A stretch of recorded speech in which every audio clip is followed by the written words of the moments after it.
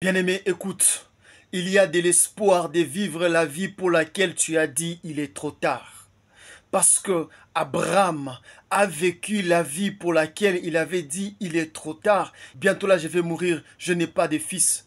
À 100 ans, Abraham haït Isaac et Dieu lui a ajouté 75 ans de vie. Abraham est mort à 175 ans. Bien-aimé, lorsque Dieu te donne la chose pour laquelle tu pensais qu'il est tard, il t'ajoutera aussi les années pour que tu jouisses de la chose. Bien-aimé, il y a de l'espoir de guérir de cette maladie mortelle. Dieu, en te guérissant, va t'ajouter encore des années afin de jouir avec cette bonne santé. Bien-aimé, Ézéchias était terriblement malade. Il était sur le point de mourir. Lorsque Dieu l'a visité, il lui a ajouté 15 ans afin de jouir de la guérison que Dieu lui avait donnée. Bien-aimé, il y a de l'espoir de rencontrer de nouveau l'homme de ta vie, la femme de ta vie, parce que Ruth avait perdu son premier mari dans le pays de Moab. Lorsque Ruth a quitté Moab pour aller en Judée, Ruth a eu un nouveau mari qui s'appelait Bouz. Bouz était l'un des célibataires les plus riches, les plus charmants. Avec Bouz, ils ont eu le fils Obed. Par cette génération, Jésus-Christ est né. Bien-aimé, il y a de l'espoir pour tous ceux qui vivent. Tout ce que Dieu va te donner pendant que tu penses qu'il est tard, il t'ajoutera des années pour que tu jouisses réellement. Dieu ne donne pas un peu pour que tu ne jouisses pas. Quand il te donne, même ce qui doit accompagner ta bénédiction. Bien-aimé, si tu refuses de croire en la parole de Christ qui n'a pas de chair, bien-aimé, d'où viendra ton secours? Parce que le seul secours pour toi, c'est la parole de Dieu. Lisons. Luc chapitre 12, le verset 10.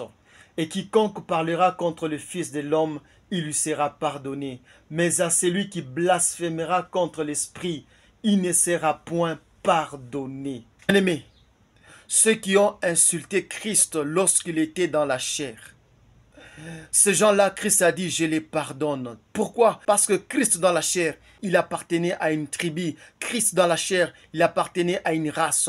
Christ dans la chair, il appartenait à une famille. Lorsque la Samaritaine avait rencontré Christ au puits, la Samaritaine a dit ceci, nous et les Juifs, on ne parle pas. Christ l'avait pardonné. Celui qui m'insulte, moi je vais lui pardonner. Mais celui qui insulte l'Esprit Saint, il ne lui sera pas pardonné. Vous savez pourquoi? Parce que l'Esprit Saint n'a pas de chair. L'Esprit Saint n'a pas de tribu, n'a pas de commencement ni de fin. Si tu refuses l'Esprit Saint, il est le seul espoir de ton salut. Si tu refuses la parole de Dieu, la parole n'a pas de chair. La parole n'a pas de race. La parole n'a pas de couleur. C'est pourquoi la parole de Dieu, elle est dite dans toutes les langues sur la terre. Et si toi tu refuses cette parole qui est dite en ta langue maternelle, tu ne obtiendras pas de salut. Tu ne obtiendras pas de guérison. Tu ne obtiendras pas de délivrance. Si tu refuses Jésus dans la chair, Jésus te pardonne. Ceux-là qui disent que Jésus est pour les blancs, bien-aimé, il est pour le blanc quand il était dans la chair, peut-être. Il était pour le juif quand il était dans la chair, peut-être. Il était pour Marie lorsqu'il était dans la chair, peut-être. Mais puisqu'il n'est plus dans la chair, il est parole. Il n'a ni chair. Il est esprit. Et Jésus-Christ, il est dans tous les tribus. Si toi tu le refuses alors qu'il est de ta tribu, tu n'auras pas de salut. Parce que quand je te prêche, quand tu l'entends selon la tribu d'où tu viens, donc Christ est de ta tribu aussi. Quand tu l'entends selon la langue que tu comprennes, Christ est de cette langue aussi. Si tu le refuses, la Bible dit, si tu refuses l'Esprit Saint qui n'a pas de chair, qui n'a pas de tribu, qui n'a pas de race, tu refuses ton salut.